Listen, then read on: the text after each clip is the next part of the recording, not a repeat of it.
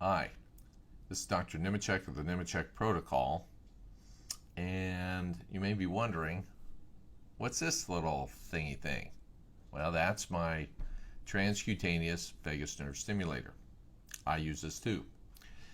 So I want to talk a little bit about it and give you just kind of a sense of where we're going, what we do here with this.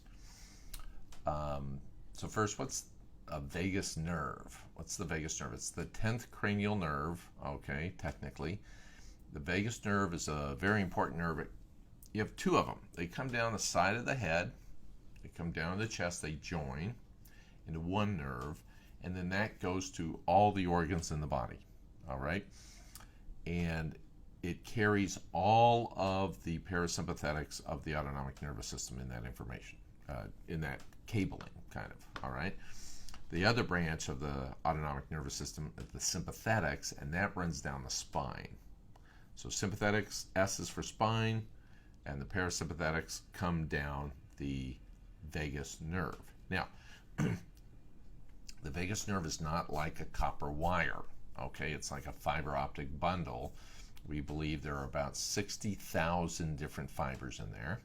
The information goes up and down that nerve, and actually about 90% goes up, all right? 10% goes down. Now, and so it's called the vagus nerve, or they'll call it, and this is where people do vagus stimulation or vagal, G-A, so it's spelled V-A-G-U-S, or some people say V-A-G-A-L. These are just two ways to kind of say the same thing, all right?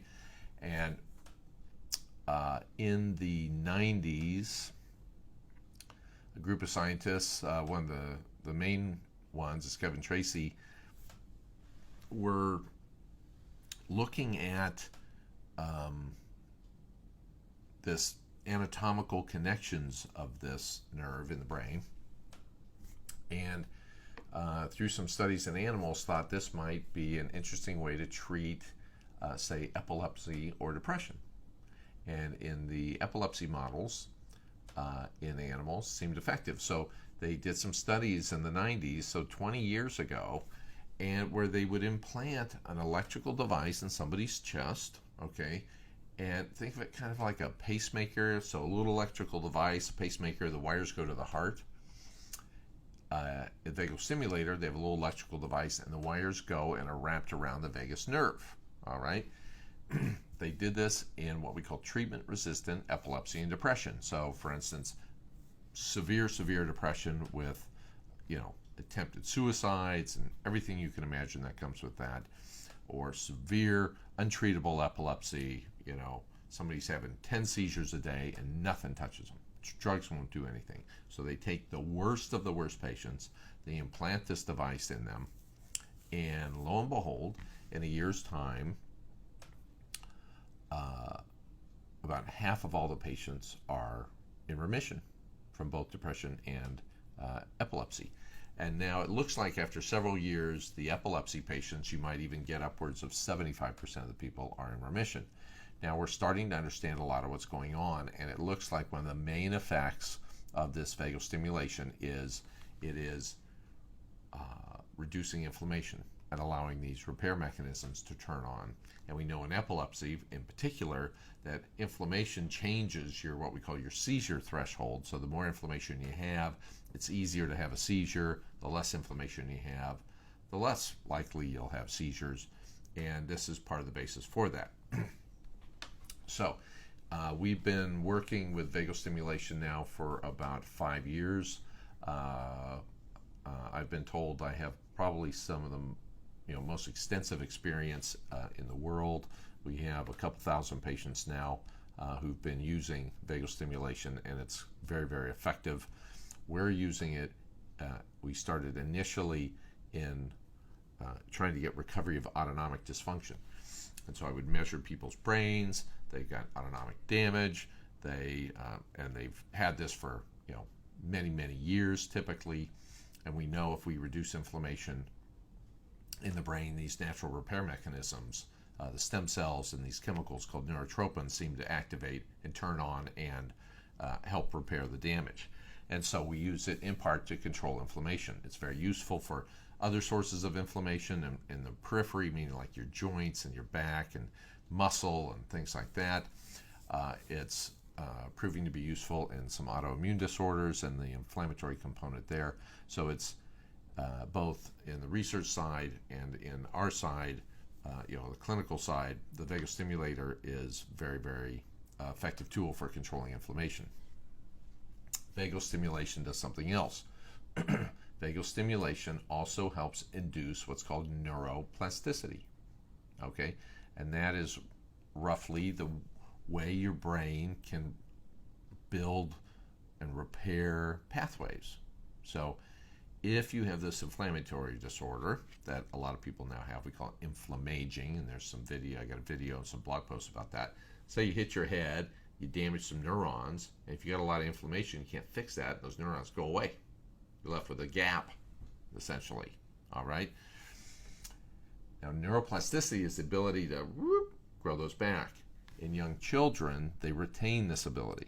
Children are very different than adults in this way, and this is for all you folks using the Nemetschek protocol in your children. This is why we don't need a vagostimulation in the kids, because they can do that. Now we're trying it. We have some experimental cases where we're using it for inflammatory control with kids with very particular things, but for the most part, we can control their inflammation with the fish oil and the olive oil, getting the gut fixed with either annuline or rifaximin, and they have their own ability to go fix that. Okay, so we don't need the vagostimulator there.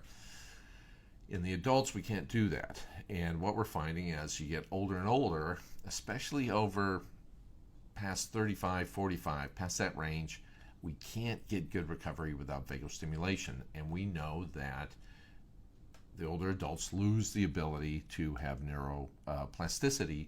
And it's kind of interesting, there's a lot of work being done on this, that the neuroplasticity that the kids have that the adults lose is based upon some chemical cellular feature within our bloodstreams. And so there's a big hunt to try to figure out how do you use this and make this, and can we then help the brains recover or make people even younger, quote unquote, when in spite of the fact that they're old in age. So as patients get older, we need vagal nerve stimulation to help them. So my typical patients, it's to help control inflammation. That helps the repair processes turn on. It helps people feel better. Controlling that inflammation is a key part of getting depression and PTSD to recover, all right? But we have to get neuroplasticity. So now, the vagus nerve, okay, it comes down. I'll take this off for a sec. It comes down, and it shoots a branch out. So it comes down the head, shoots a branch out to my ear, all right? And in the central part of the ear, kind of where the bowl is, where you can poke your finger in there, it's called the concha, all right? The vagus nerve is right under the skin, okay? Now, it's not way up on the outside or on the edges here. It's down in the bowl. Anywhere you can put your finger in there, you got vagus nerve right under the skin, okay? And that's where we now know if you take a little electricity through a clip and you put it on there, you get, in many respects, the same effect as if you implant one in the chest, and there's a growing number of studies showing this.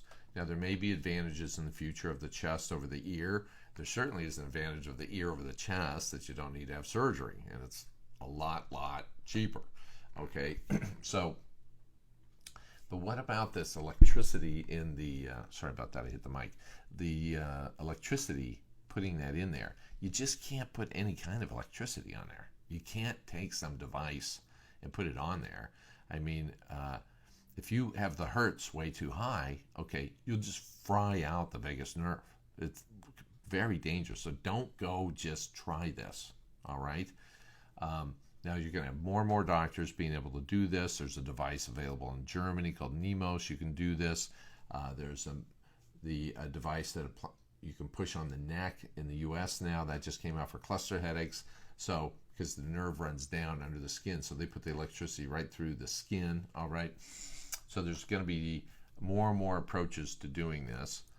There are these traditional methods of breathing and so forth for vagostimulation, and I just haven't found any of that stuff potent enough to help me get the brain to recover. I'm not saying they won't make you feel better, But in terms of my core work, which is getting brain recovery, I don't find them very useful. Now, so nerve comes down, shoots a branch out, you put a clip on, okay, and we have these clips. Here's one here. We have to hand build our clips. We take different clips, we got to snap them apart, we got to glue them together. I've got one guy that's all he does. It's kind of a time-consuming, complicated thing, and so even though it's a piece of plastic, it can cost a little bit of money just because I have to pay somebody to manually assemble these things. They don't just come spitting out of some machine somewhere. All right. Now, so what does a vagal stimulator look like? Well, here we have a modified device. It's a TENS unit, but we actually go inside of the TENS unit and we change it so that the settings are different, and we can control it better. Let me take this off for a moment. And so people will come here. They're often given this device. Almost everybody older in age needs it because they're here for brain injury. Okay, they wear this thing for anywhere from 2 to 4 hours a day. You can wear it when you're walking around doing whatever. Okay, the electricity current is so low they don't feel anything. All right, and it has a dramatic impact on brain recovery. We presented last May some of the first. Well, really one of the largest data sets on autonomic recovery ever presented. We had about 76 cases of reversible what's called low heart rate variability, and that's normalization of your autonomic function when you're at rest. And that was very interesting to a lot of people. We learned a lot at that meeting as well. Now, the way you put electricity there, but you can alter the hertz, the amps, the frequency, whether it's a continuous current, whether it kind of cycles, turns on and off. All right, there's different things you can do. And what we're starting to understand from the literature is that depending on the hertz, I can direct the signal just down, so it's just inflammatory control. I can send the signal upwards, so you get more neuroplasticity effects in the brain. I can make it go both ways, and we're learning you can put impulses into the brain and at different amperages and different frequencies, and you might affect, say, the area of the brain affected more in Parkinson's versus Alzheimer's. Okay, and now this is very new. The work is just starting, so we don't have it all figured out. All right, I'm just letting you know where the field's kind of going. But in anticipation of that, we're presently working with some engineers, and we're developing a vagal stimulator. I call it the MyVNS and device, and it is powered by a phone. It should be able to, right now our model runs on iPhones, the new iPhones that have what's called USB 2.0, and then it should be able to run off the modern Android type phones. And this device gives us the ability, it has a whole bunch of settings on here we can change, and it will give me the ability to customize for individual conditions what kind of electricity we might need. And so if we want to go up or down, or frequencies and cycling or no cycling and all that kind of stuff. And so it's a very exciting tool. It's not available yet. Okay, don't go call us and come running over because we don't have it yet.